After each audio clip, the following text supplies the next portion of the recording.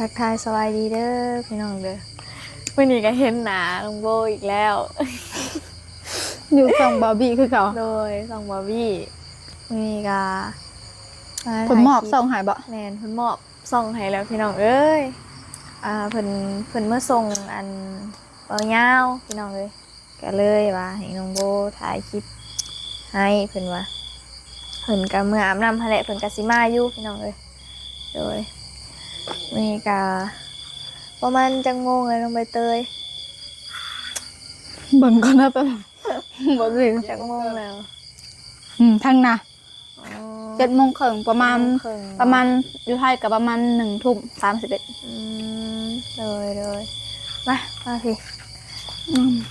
สบายเด้อไอ้แม่ สวัสดีเด้อมากันมา หน้าใส่อ้าย มาแต่สวรรค์ โอ้ ไปถ่ายงาน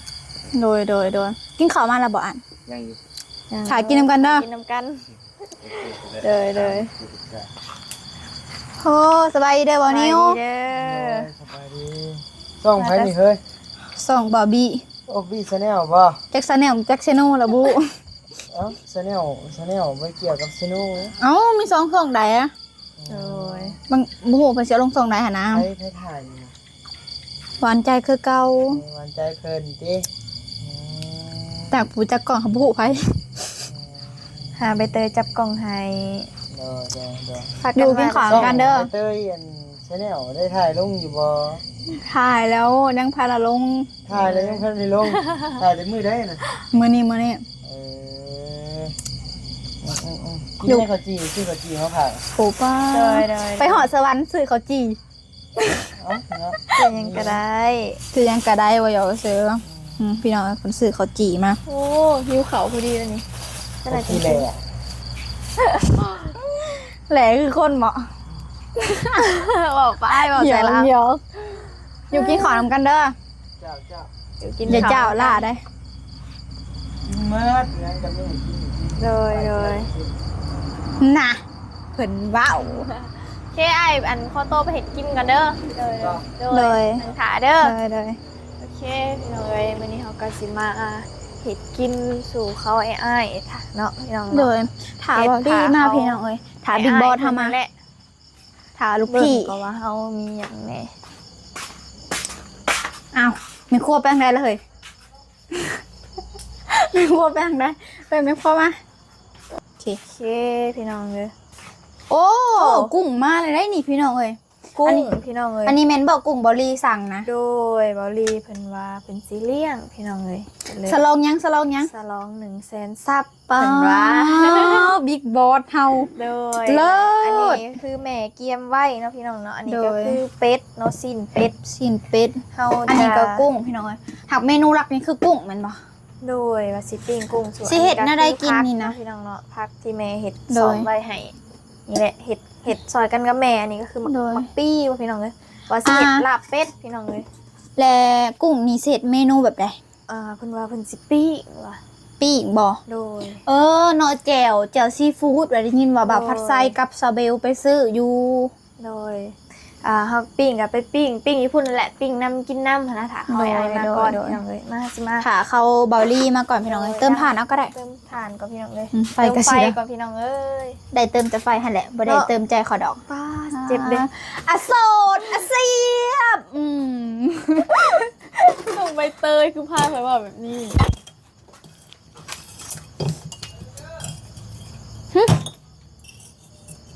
ทางผู้คนสิไปเลยโอ้ไปเบิ่งก่อน ไปไซเนาะบัดนี้เนาะ ห่วยสิไปไสน่ะนะ อ้าวโอ้ สิไปทางใดหันแล้วมาอีกแหละบ่มันยังมาหาน้องหาหนุ่งบัดอยากเมื่อแล้วบัดนี้ น้องนุ่งบอกอยู่กินข้าวกินน้ำก็สิเมื่อปะแหละเบิ่งเอาเด้อพี่น้องเด้อนี่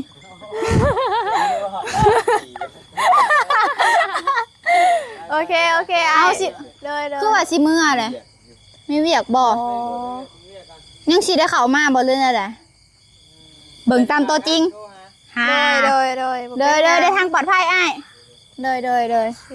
พี่น้องมาส่งอายเพิ่น เลย เพิ่นว่า เห็น พิ่ เห็นเพิ่นเอิ้นใส่ว่าเมื่อก็เด้อเพิ่นว่า โดย เลยแล่นออกมาเบิ่งเพิ่น โดย เฮ้ยสิไปไสคือว่าเมื่อกี้เนาะบอกให้อยู่เธอหากินข้าวเพิ่นว่าเจ้าเพิ่นว่า โดย เจ้าผัดเมื่อปะก็จับมัน เอาบ่เป็นหยังบ่เป็นหยัง อาพี่น้องเอ้ยบ่เป็นหยัง อ้ เพิ่นมีเวียกมีงาน แม่ เพิ่น โบกับคุดีมาเลยนะพี่น้อง โอ้แม่ครัวรักเฮานี่เนาะสบายดีเด้อ ไปดี เห็นยังกินแม่ครัว ใหญ่มันที่มีแดงเด้อนี่แม่เศษลาบเป็ดแม่นบ่แม่ แมน โอ้ซีนโอ้ยพี่น้องเอ้ยบ่เบิ่งไลฟ์พี่น้องซอยบ่ฮะซอยบ่ซอยก็ได้ซอยเห็นน้อยๆบ่ เห็นยังกิน เมนูรักเฮา ลาบเป็ด ปัง ปิ้งกุ้ง นี่แซ่บเด้อเฮานี่แซ่บไว้ก่อนให้เรากินซะพี่น้องเอ้ย แซ่บตลอดเนาะ แม่นโอ้เลี้ยงส่งเนาะตินี่เนาะสิมื้อนั้นนี่ ไปต่างประเทศบ่เฮ้ย แม่น ไปขับไปต่างประเทศนี่จักสิซ้ำได้เนาะพี่น้องเนาะ เมื่อเฮือนรักเดียวซื่อเนาะยังเด็กกว่านี้แล้วโอ้ อันนั้นเอาบ่ซอยหนังบ่ได้พี่น้องซอยไปเนาะ บาง โอ้เซาไม่ลูกพี่น้องเอ้ยเขาครัวเองมื้อนี้ถาเบาลี่แล้วก็ปลาผัดไส้เซาเบลแต่ยังบ่ฮู้ว่าเขาเบานิ้วบ่เมฆสิได้เขามาอีกบ่พี่น้องเอ้ยเมื่อกี้นี้เพิ่นว่ามีเวียกหน่อยนึงว่ะเบิ่งตามตัวจริงพี่น้องเอ้ย โดยแม่เฮาซอยก่อนก็ได้ไปแล้วเฮาสิเอิ้นให้เจะมาปรุงก่อนก็ได้ โดย เฮ็ดซอยแม่ก่อนพี่น้องเอ้ยซอยซีนเป็ดอย่ามาใกล้ไรเฮ้ย ส่องแดงเลย เฮาเป็นโทษได้ สบายดีเด้อแม่น้องน้ำขิง ๆสบายดีเจ้า สบายดีตอนค่ำเนอะ โดยเห็นอะไรนี่ฮะ ฮะ เห็นยังอันนี้นะ โอ้ยพี่เถาข้าก็กินข้าวแล้วเมนข้าว โอ้แม่นปลาขาวบ่ โดยเมน โดย เจ้า หาก็เลิกเวียกบ่ ฮะก็เลิกเรียกเจ้า โดยพี่น้องเอ้ยมาเบิ่งซาโบเห็ดของกิน โดย สิไปซอยมันกะจักในได้โต๊ะมันแคบพี่น้องเอ้ย เป็นหยังจับกล้องให้ก็ได้จักสิว่าได้เนาะ จับกล้องให้หั่นแหละ จับกล่องบ่ โดย ย่าเสียเขาก็ยืนใส่ทางผู้บ่าวก็เด้อ ได้จับแต่กล้องเนาะบ่ได้จับใจเขาซ้ำโอ้ย โสดเสียบ เขาต้องมีสีสันเด้อพี่น้องเด้อเฮาสิเสาบ่ได้เด้อพี่น้องเด้อ เป็นคลิปจักสิว่าคลิปสุดท้ายก็เลยส่งทำเถอะคลิปสุดท้ายเนาะบ่ได้เมื่อจักเถื่อเลยนะ เบิ่งส่งแล้วบ่เมื่อดอกนี้นะ เมื่อเลยก็กลับมาคืนพี่น้อง แม่ เอ้ย น หยังว่าถ้ามันขำลายอะบางเถื่อก็ได้นอนพี่คืนนึงละมื้อชินได้มื้อแต่เช้าพี่น้องเอ้ยก็เบิ่งตามตัวจริงเนาะอยากได้กุ้งอยากกินกุ้งดองเด้ เนาะ แม่น ค่อยถึกเลขก่อนเด้อสิ เขายังกระถึกเลขเนาะพอดีเขาจ่อยพี่น้องเอ้ยว่ายังกระถึกเลขหมอปัดไซกับซาเบลนี่คือไปโดนแท้เนาะ โดย ไปตั้งแต่6 โมงบูโฮ้ยเราได้เจียวซีฟู้ดเท่านี้เลย บ่ มันไปซื้ออยู่เวียงโบจักเจียวซีฟู้ดเท่านี้ ทันได้เว้าควันเอื้อยอ้ายแล้วบัดนี้โอ้ยบ่ได้ ขออนุญาตด้วยควันเด้อคลิปนี้ฝากเทิงหมอปัดไซกับซาเบลเนาะจะได้เจียวซีฟู้ดนะไปซื้ออยู่เวียงโบเฮ้ย รับไปผลิต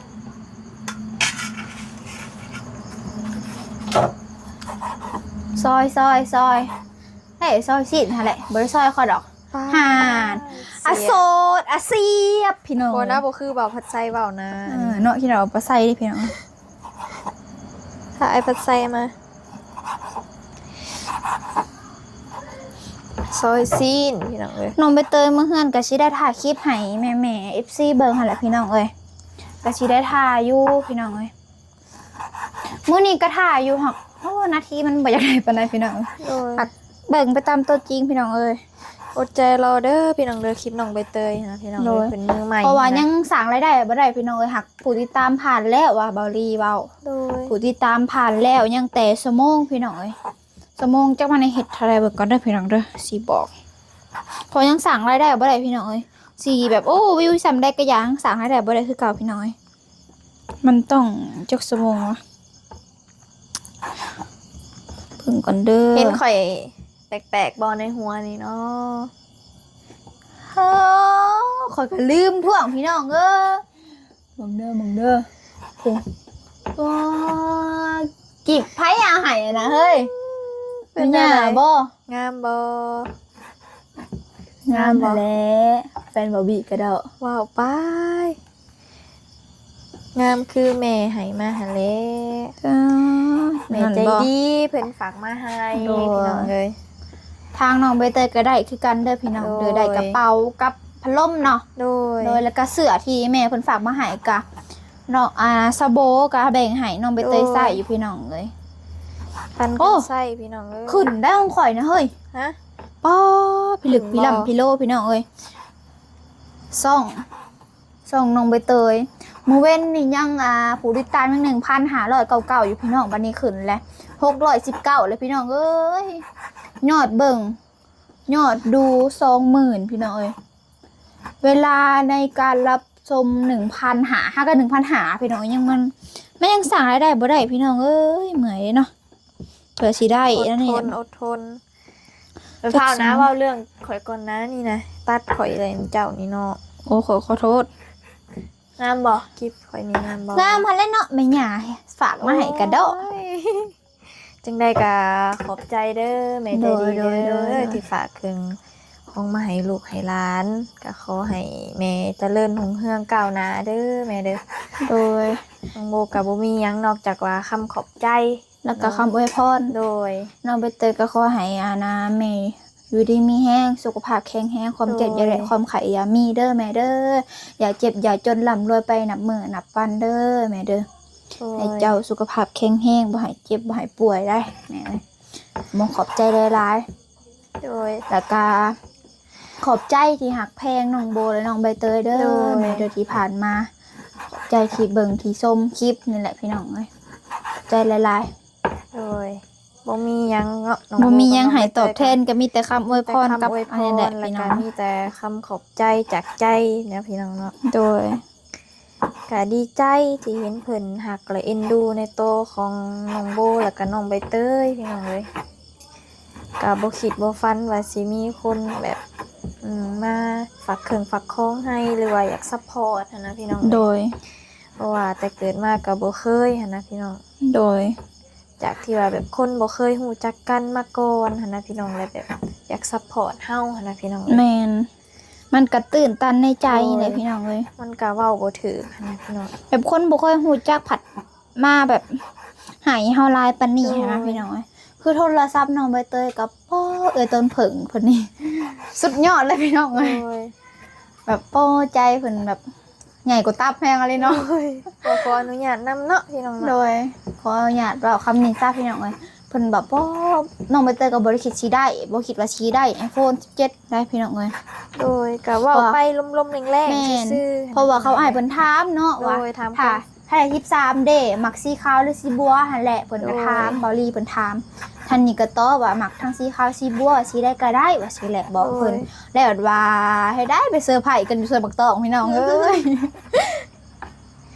เฮาก็บ่คิดว่าสิได้นะพี่น้อง แล้วก็เงินปลดหนี้นะพี่น้องเอ้ยทางฝั่งไทยเพิ่นฝากมาให้ก็โป๊ะเนาะหลายนะพี่น้องเอ้ยแบบมันเป็นแบบจำนวนหลายแฮงเนาะ แม่นเฮาอายุซำนี้เฮายังหา บ่เคยได้จับ บ่ได้ เงินแม่ ซำนั้นเลยพี่น้อง ยังบ่เคยได้จับเงินแล้วก็ยังหาบ่ได้สำนั่นซะพี่น้องเอ้ย โดย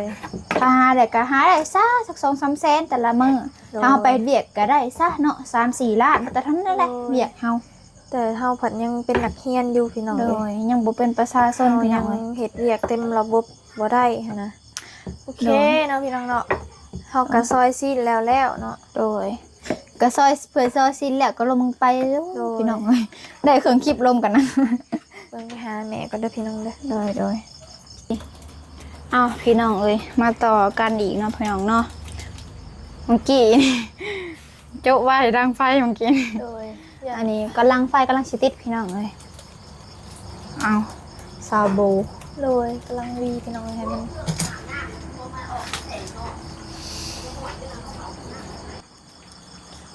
โอเคพี่น้องถากระทะฮ้อนก่อนเฮาสิมาขัวซีนเนาะซีนเป็ดข เขาว่าเฮาสิเฮ็ดเมนูลาบเป็ดสู่เขาให้อ้ายเพิ่นกินนะพี่น้องเนาะ โดยสลองแซนสันลูกพี่บ่ โดย ขออนุญาตบอกลูกพี่เด้อเสี่ยวบิ๊กบอสก็โอ้บ่ได้ดอก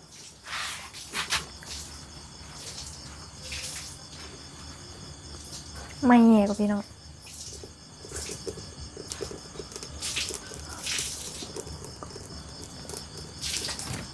เงินนี่มีแต่หมอเงินนี่อักลาอักอยู่ เงินครัวก็อยากหกๆหน่อยเด้อพี่น้องเด้อ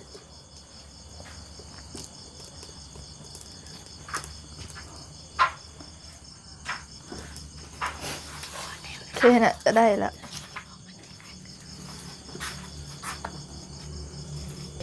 ตับนี่ได้ซอยบ่ อ้าวน้องเอ้ยโจ๊ะเลยคลิปนี่ ขอโทษขออภัยเด้อพี่น้องเด้อซอยตับอีกว่าพี่น้องเอ้ยมีตับอยู่เลยลืม ซอยเลย ห็นพี่ ตับ น้อง หาแหละซอยใจเขาบ่ได้ดอก ป้าเสีย อะโสดอะเสียบอีกแล้วบ่คือว่าบ่ใส่เปล่าพี่น้อง บ่คือนะใบเตยเอ้ย อย่าดอกบ่คือแฟนเขาดอกทางนี้ก็ข้างหมอไว้ อย่าใกล้มาลายอย่าใกล้ลายเลย แดงบ่ อย่าใกล้อีกก็ยังวะโอเคพี่น้องเอ้ยไฟก็เริ่มติดแล้วเอามาเยลง โดย ก็สิมาขัวอันนี้ไว้ก่อนเนาะพี่น้องเนาะถา โดย เข้าไอ้อ้ายมาเลย ถ้าเขาไวลี่ เข้าจังลาบเนาะพี่ บ น้ อ อง บี้ อุ๊ยตกใจเด้ เขาคือบ่เอาอันน้ำมันลงก่อนบ่ บ่เพราะว่า ลองใส่น้ำมันหน่อยนะ เพราะว่ามันก็มีน้ำมันมันอยู่แล้วเดในซีนนี่เพราะว่า อ๋อ น้ำมันติดดิ เลย เอาบ่ใส่น้ำมัน เขาเจ็บท้องเขาจะไปของนำก่อนนะไหม เลย จะนะเอาไม้เขาไปนำเจริญที่เสียงแปลงปะ พี่น้องน้องใบเตยเพิ่นไปเขาห้องน้ำก่อนเพิ่นตั้งกล้องไว้ให้น้องโบเนาะโอ้ยเขาก็ขัวซีนเป็ดเนาะขัวให้มันหอมพี่น้องขัวให้มันสุกค่ะแหละสุกหอมๆป้าตอนใหญ่ๆเลยพี่น้องเอ้ยนั่นแหละมาจึงเต็มปากเต็มคำเนาะกินกับพี่น้อง เดี๋ยวเฮาจะบ่ใส่น้ำมันเด้อขัวซีนเป็ดนี่พี่น้องซีนแบบขัวซีนซีนหมูนี่ก็บ่ใส่ก็ได้ถ้าว่าแบบถ้ามีสิแบบติดมันหั้นนะพี่น้องแล้วก็ขัวจักหน่อยนะพี่น้องเนาะ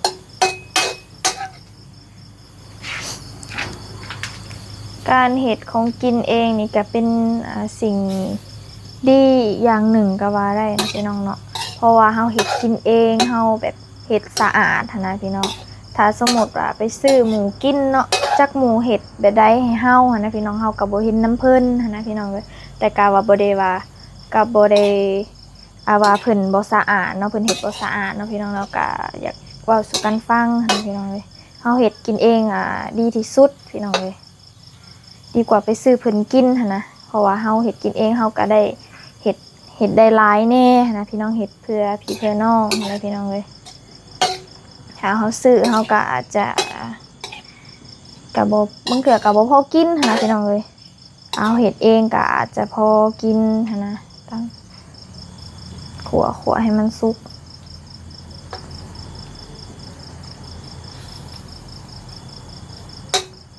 เริ่มสุกแล้วพี่น้องเลย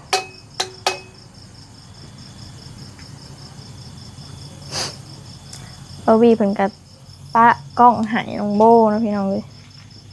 โบก็เลยมาทำนายดีแทน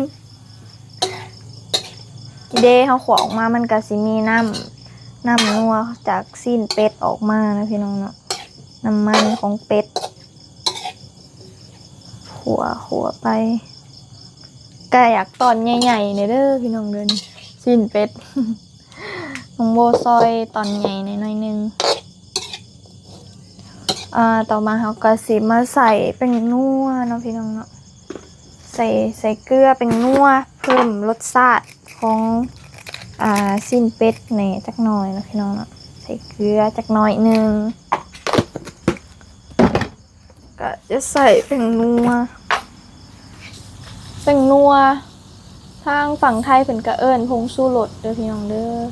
ใส่หลายแซ่บหลายใส่หน่อยใส่ซ้ำนี่เนาะพี่น้องเนาะ เพราะว่าเฮือนน้องโบนี่กินจางเด้อพี่น้องเด้อถ้าว่าไผอยากตื่มหยังกะสมมุติว่ามากินข้าวนี่กะตื่มเอาหั่นนะพี่น้องเอ้ย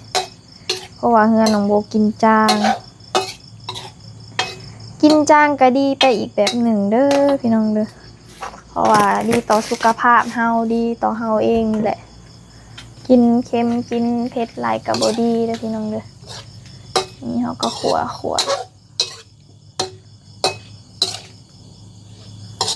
ให้มันสุกอีกจักหน่อยก่อนเฮ็ดกินถ้าเขาอ้ายๆเพิ่นมาเด้อพี่น้องเด้อ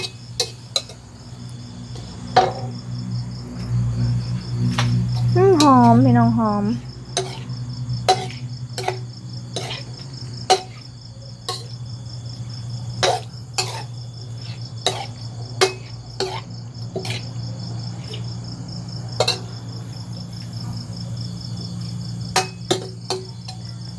ขัวอีกจักหน่อยก่อน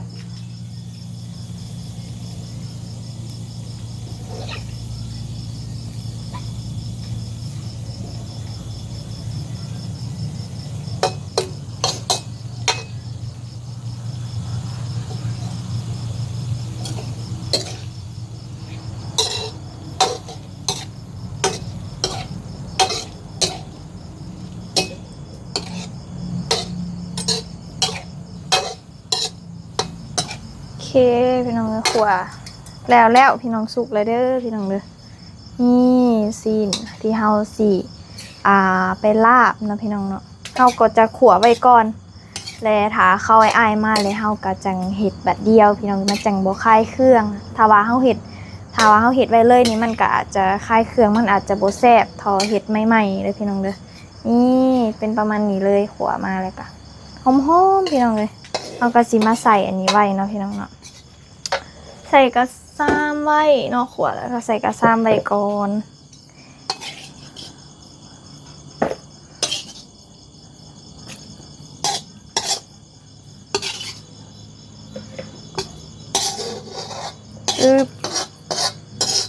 หอมพี่น้องเลยขัวสมียังหอมเลยพี่น้องเอ้ยนี่ก็จะได้แล้วนี่เขาจะใส่กระซ้ำไปเลยถ้าเขาอ้ายมาแล้วเขาก็จะปรุงแล้วก็ลาบเลยพี่น้องเลยโอเคเขาจะปิดฟ้าไว้ก่อนเนาะพี่น้องเนาะโอเคสำหรับคลิปนี้ก็ปิดคลิปก่อนเด้อพี่น้องเด้อพี่น้องมาต่อกันอีกแล้วพี่น้องโดยเห็ดกินเขาโจไว้ก่อนพี่น้องโจดุเนาะพี่โดยโจดุขอโทษขออภัยเด้อพี่น้องเด้อเห็ดผิดพลาดประการใดกันตอนนี้มื้อนี้จักใครมา จักผู้ใดมาเนาะนี่เนาะป้ายรถยังว่า882ยังว่าลืมป้ายรถลูกพี่นะพี่น้องเอ้ยไปหาพ่อปู่ก่อนพี่น้องเอ้ยหาพ่อปู่ก่อนไปหาพ่อปู่ก็ได้เฮากะจักไหนพ่อปู่หรือบ่อย่ามันมาหับเพิ่นพี่น้องแม่นมาหับลูกพี่เรียกว่าบิ๊กบอสเฮาเนาะโอ้สลองแสนสับเพิ่นว่าคารวะแล้วเฮานี่เนาะคารวะพ่อหนบกระหนบอะไรพี่น้องเอ้ยนี่เพิ่นยังบ่ทันได้ลงมาพี่น้องเอ้ยนี่น้องเอ้ยไปรถเจอแล้ว8291แม่นบ่ไปรถลูกพี่เฮาแม่นแล้วสบายดีเด้อลูกพี่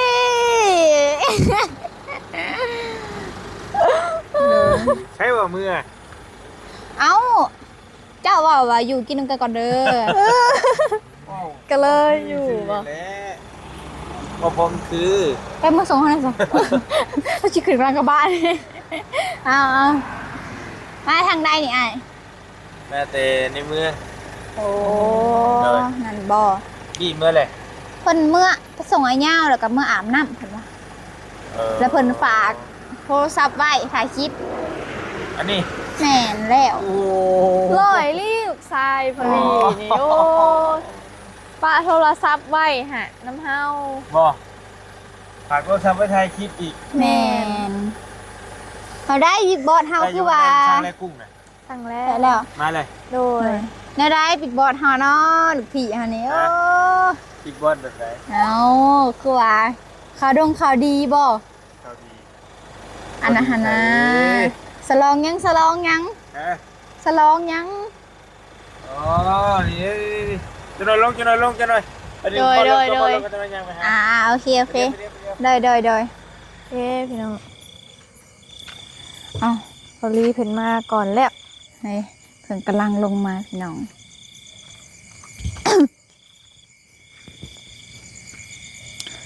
คือว่าเพิ่นมีข่าวดีลูกพี่เฮาไม่ยังอ่ะนะแต่เป็นบ่แท้คือบ่แท้กันเกิน ก็เบิ่งห้านกับพี่น้องเลย อันนี้ห่านเพิ่นพี่น้องเอ้ยกำลัง ขึ้นโค้งแล้วนะ แม่นขึ้นโค้งแล้วแหละมื้ออื่นมึงเถอะก็ได้มุ่งเลยเนาะว่า โดย ทางเบิ่งก็ยังให้คำตอบบ่ได้ว่าสิได้มุ่งมื้ออื่นเลยบ่ โดย เพราะว่าอันนี้ก็ได้มาชมบรรยากาศห่านยามดึก โดย ๆเอา พอเบิ่งห่านยำ นี่เล็กในกะ เบิ่งแล้ว สิได้เอาเขาไหว้เด้พี่น้องเอ้ย โดย เล็ก สิได้ห้ามเขาไว้ แม่ นะพี่น้องเนาะเพราะว่าสิหลากหลาย พม่าลายโพด โดยก็เฮาก็สิได้พากันคนจะน้อยพุ่นแหละ โดย คนเข้าไปไว้ในบ่อนทางในหั้นนะ โดย เอาไว้อยู่นี่ก็ยันบ่ปลอดภัยหั้นนะพี่น้องเนาะ โดยแม่นบ่ปลอดภัยเลยอยู่หนา โดย ซ้ำพี่น้องเอ้ยฮันแนวอานะปิดก็ได้มันเป็นแต่ยังก็ตะหนางเนาะ ตะหนางซื่อๆหั้นนะคะว่าเขาโจรเขาอยากหลักสิเป็นตะหนางเป็นอิหยังเขาก็สามารถเข้ามา แบบหลักได้เบิดนะ หั้ แบบ พี่ ค่าแนมเฮาแบบค่าแนมเขาได้เงินไปซื้อนะคะแหละพี่น้ น้ อ อง งโดย เฮาไปนั่ง โอเค จุบถานะลูกพี่เฮาก่อนพี่น้องเอ้ยไปเอาพี่น้องเอ้ย เด้ ป้าโทษ อันนี้บ่ได้มาเวะบ่ใช่ เพิ่นมาแวะแล้ว มาอยู่เลย เพิ่นมาแวะเลยบอกเพิ่นว่ากินถามคอยเมฆหันแหละว่ากินข้าวมาละบ่วะกินข้าวมาละบ่วะเพิ่นละว่ายังวะ โดย บัดแล้วหาละว่าถ้ากินกุ้งน้ำกันก่อนเด้อว่าสิแหละถ้ากินข้าวกินน้ำน้ำกันก่อนได้ปะอันนี้เราตอบว่าเจ้าเพิ่นว่าบัดแล้วว่าหาที่ว่าเขาไปในครัวเมื่อก่อนเด้อว่าเอาเลทางนี้ก็เลทมาใส่ก็ทางนี้กันนะแล้วมาอันนี้แหละว่าอ้าวคือเมื่อเลยอ้ายวะเพิ่นละว่าโอ้ยมีเวียกว่าสิแหละ เพิ่นมีเวียกเฮาถามว่าสิได้กลับเขามาอยู่บ่หาถามหั่นนะเพิ่นละว่าก็เบิ่งตามจริงเพิ่นว่า บ่ทรงเนาะ เลยบ่ส่งซีเมนต์ โอ้ยขอบใจหลาย โอ้ ๆ ขอบใจหลายดิขอบใจหลาย ไปสื่อมาฝาก เพื่อไปชูเอ้ยแล้วกินเนี่ย เห็นว่าเพิ่นได้เซ็นสับเซ็นสึบกันเลยเนาะเซ็นสับกับเซ็นสาหัสติ เฮานี่แซนซ่าฮักแล้ว เออ เมื่อเป็นระบอดอันนั้นได้ใช่คนไทยได้ใช่ พัดไส้พัดไส้ไปอันนั้นไปซื้อเจซีฟู้ด โอ้ จะหน่อย จะหน่อยมา โดย เลยอ่ะโอ้ยคือห่างเฮินเทน้อยมาได้เซ็นสับก็ได้ โอ้ยอย่าแต่จ่อยเนาะ เห็นว่าเซ็นสับก็ได้เนาะนางหางนางหนุ่มเด้ เดียว โดยพูดเอ้ยโบถ่ายพูดเอ้ยโบถ่าย แล้วสิได้จบไปดอกมัน28เลย28แล้วเด้ เบิ่งสิเอาจาก40นี่ให้เราเป็นอะไร โหแท้เอ้ย อยากอันนั้นให้เฮาแท้ เข่าแล้วหันขา เอามาซะคลิปนี้เป็นคลิปของลูกเคยหลาเด้อส่งลูกเคยหลาได้ไง บอกไปอีกแล้ว โอ้โรตีพี่น้องเอ้ยเป็นตาแซ่บเลย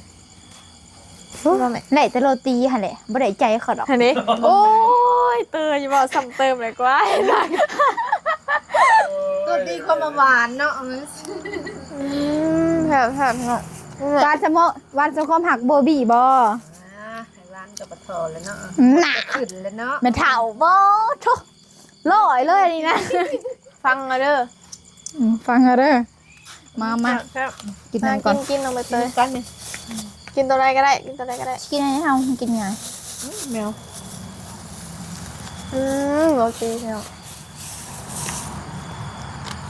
เฮ้ยอยากมาเบาเนาะแม่นอันเสื้อผ้าเงินมาจักเคย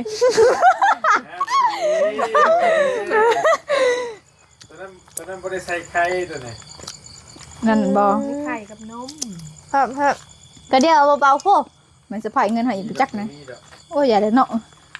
บดบุญวาสนา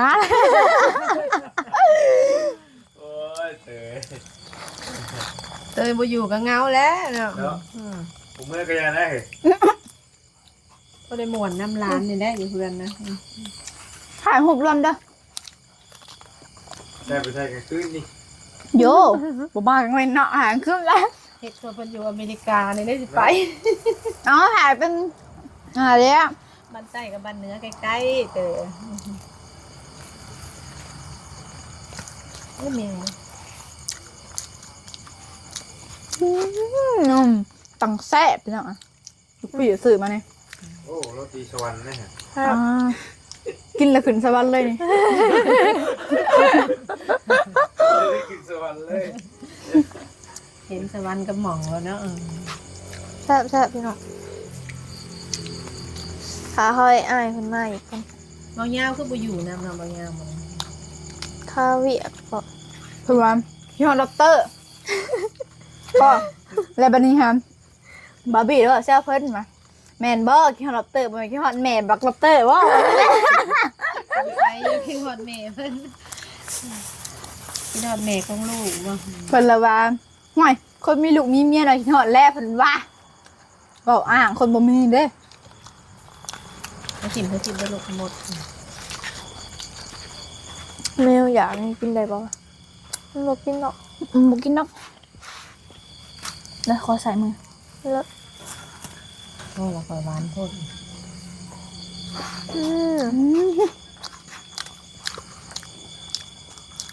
เป็นน้ำตาลเนาะ จังสิเลย ความหวานเนาะ ขอมองขอบใจเด้อลูกพี่เด้อ แซ่บบ่ แซ่บฮัง ครับ หักจงทางไปกินกุ้ง กุ้งสองตัว พาว่าเด้อกุ้ง2ตัวย่าแล้วถึงโตก็ได้ พอแล้วหัวอันเรื่องอันคลิปจะไปสัมภาษณ์อันเราไม่รู้ว่าอยู่ป่านะยังไปอัน เอ็กซเรย์ไปบอกยังก่อน คนไหนดี เอาอยู่ป่านะว่าอยู่ดินแค่เจ้า คายก้อย ใครก็ประจักษ์ไปเอ็กซเรย์แหละไป ท่านใดก็ สเปกซเรย์ เป็นเราว่าไปทะเลไปเบิ่งแล้วก็โอ้โหมาเลย จริงเลย ไป ทะเลเหรอ ไปเอ็กซเรย์บ่แม่นได้ไปทะเลนะ ไปทะเลไปทะเล บ่นี่แหละยังไปทะเลเราบ่ไปฮอดทะเลฮะ ก็พอดีหัวน้ำลาวด้วยแล้วแบบตลกเนี่ย แซ่บพี่น้องเอ้ย